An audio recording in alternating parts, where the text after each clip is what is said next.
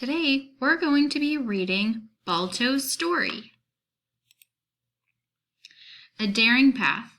Musher Gunnar Kassan and his lead dog, Balto, were battling the worst winter storm to hit Alaska in 20 years. The temperature had dropped to negative 50 degrees Fahrenheit. Fierce winds roared at 70 miles per hour as snow pounded Gunnar's sled. The blinding blizzard made it impossible to see. Waiting for the weather to change, however, wasn't an option.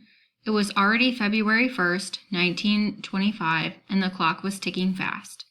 50 miles away, in Nome, Alaska, dozens of the town's children were sick and near death. Gunnar and Balto carried the only medicine that could cure them. The storm couldn't stop them. The children's lives depended on it. This picture right here shows Gunnar and Balto. And this is what a dog sled looks like. We have all of the dogs pulling this sled with the musher on it. And they race through the blizzards. And this map shows the state of Alaska up here and the city of Nome. Outbreak. The emergency in Nome began nearly 2 weeks earlier when 3-year-old Billy Barnett complained to his mother of a sore throat and fever. She took him to Dr. Curtis Welch. When he looked at Billy's throat, he feared the worst: diphtheria. Diphtheria is a highly contagious and deadly disease that can be cured only by a special antitoxin. By the time Billy saw Dr. Welch, the boy was too sick for the medicine to help him. Over the next 2 days, more children became sick. It was an epidemic. Making things worse, Dr. Welch did not have enough antitoxin to help the sick children. He begged other doctors across the country for more medicine to be sent to Nome. Without immediate help, many would die.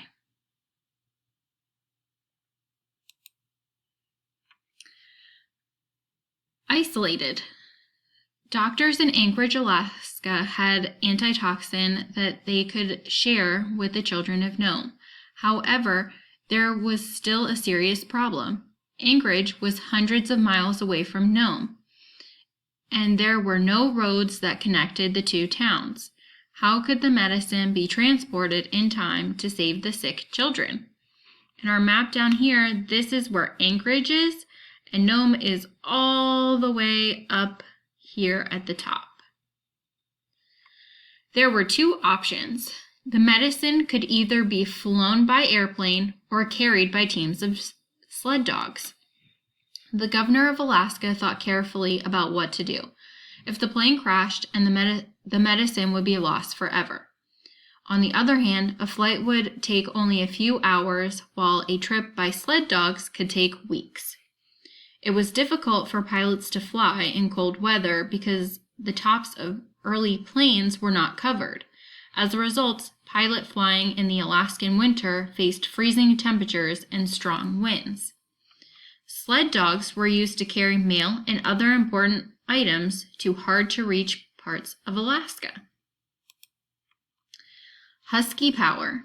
The governor decided to trust sled dogs for the really important job. Many teams of sled dogs would work in a relay, taking turns pulling the precious medicine until it reached Nome. Siberian Huskies were often used to pull sleds.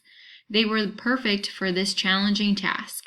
For one thing, Huskies were bred to travel long distances in freezing weather. And we know a Siberian Husky has large feet that help it run on soft snow without sinking in. And they have 2 coats of thick fur to help protect them in low temperatures.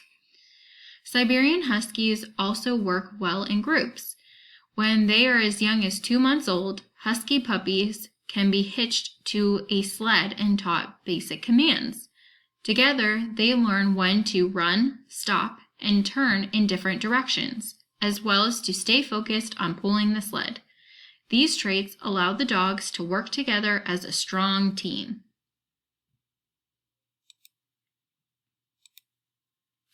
Underdog. Leonhard Seppala, the fastest musher in Alaska, volunteered to drive one of the sled teams. He raced to his kennel to build a team of his 20 best huskies. Togo, his trusted lead dog, would go up front as always. A lead dog works with a musher to guide the rest of the team. Dogs that have great intelligence, speed, and courage are chosen as lead dogs. There was a young black husky that did not get chosen. His name was Balto. Leonhard felt that Balto did not have enough experience to join the team. In addition, he wasn't as fast or as strong as the other dogs. Leonhard and his sled team left for their position on the trail for the relay. Soon, however, Balto would get his chance to prove Leonhard wrong. Racing against time.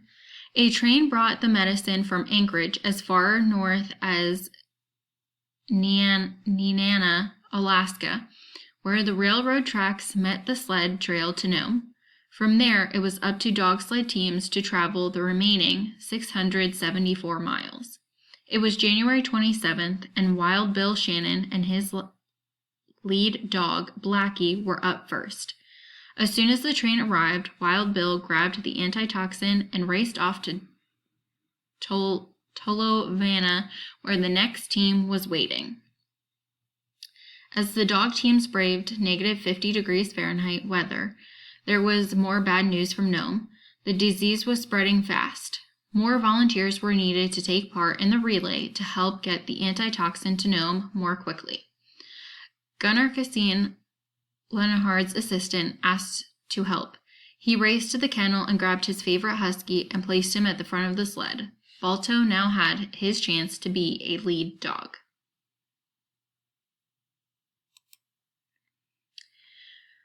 Crossing Norton Sound. For 4 days, the first dog teams raced toward Nome. The most dangerous part of the trail, the Norton Sound, was still ahead. The Norton Sound is an inlet covered mostly by ice. Because of strong winds, however, some of the ice can break off and float into the sea.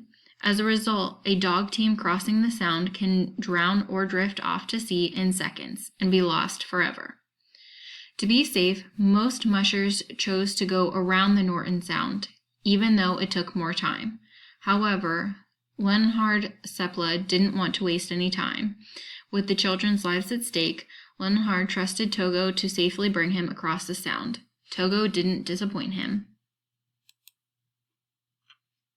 Balto takes the lead.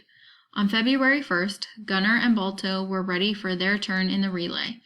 They waited in a small cabin in Bluff, Alaska, about 50 miles from Nome.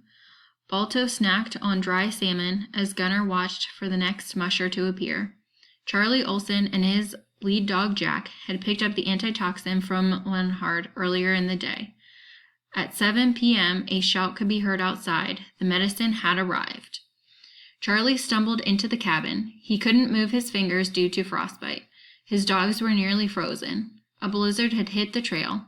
Charlie warned Gunnar to wait for better weather. Gunnar, however, wouldn't be stopped. Balto and Gunnar were the second to last dog team, and Nome's children were waiting. With a shout, Gunnar commanded Balto to lead the other dogs into the blizzard. Many sled dogs refused to run during the blizzard. However, Balto bravely led his team during the blinding snowstorm. After Gunnar and Balto's team left the cabin, Nome's mayor sent a telegram telling the last two mushers to wait for better weather. Gunnar would never get that message. Lost Trail. A few hours after leaving the cabin, Gunnar and Balto hit their first obstacle, a huge snow drift that blocked the trail. Gunnar had no choice but to leave the trail. He hoped that Balto would find the path again, but it was pitch black outside. Balto sniffed the snow, trying to find the scent of the trail. Suddenly, Balto lifted his head, barked, and broke into a run. He had found it. A Siberian husky's sense of smell is 600 to 700 times better than a human's. Unfortunately, the danger didn't end there. A few miles later, the team had to cross the frozen Topkok River. At the river's edge, Balto stopped in his tracks and wouldn't move forward. Gunnar heard the lead dog's message loud and clear. The ice was too weak to cross. Gunnar immediately led the team away from the river to safer ground. Almost disaster. During the night, Balto carefully led his team around the Topkok River and then over the Topkok Mountains. Ferocious winds swirled the snow in the air. Gunnar could hardly see the dogs in front of the sled. A huge blast of wind pounded the sled, flipped it on its side, and dumped it into the snowbank. Gunnar reached into the sled to find the medicine. It was gone. If he couldn't find it, the children would die. Gunnar threw off his gloves and desperately dug his hands into the snow. Finally, he hit something hard. It was the antitoxin. Relieved, Gunnar fixed the sled and directed Balto toward the town of Port Safety, where the last musher was supposed to be waiting. Arrival in Nome. When the sled arrived at Port Safety, Gunnar noticed something odd. The lights of the cabin were off. The last musher had gotten the mayor's message to wait out the storm and had gone to sleep. Gunnar could wake him, but they were only 20 miles away from Nome. Gunnar knew that Balto and his team could make it the rest of the way. On the morning of February 2nd, Balto and his team finally arrived in Nome. Gunnar stumbled off the sled, petted his beloved Balto, and then passed out from the exhaustion. The previous record for a sled trip from Nenana to Nome had been 9 days. The heroic sled dog teams had made the trip in 5.5 days. By the time the medicine had reached Nome, it was frozen solid, even though it had been wrapped in blankets. The medicine was put in a warm room to thaw before it could be used. A national hero. Dr. Welsh gave the medicine to the sick children, which saved their lives. Within 2 weeks, Nome had returned to normal. Life, however, would never be the same for Balto. Children throughout the country wrote him fan letters. In New York City, a statue was created in his honor. Balto had come a long way from not making Leonhard's team.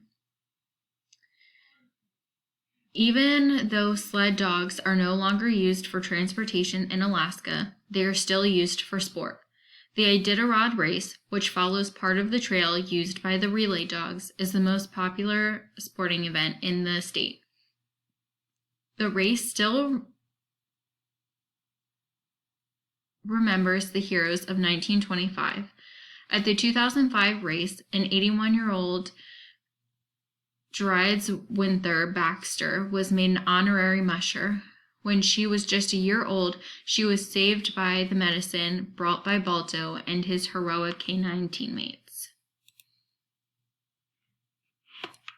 And our common breeds for sled dogs are Siberian Huskies, a Greenland dog, a Malamute, and an Alaskan Husky. Thanks for reading with me.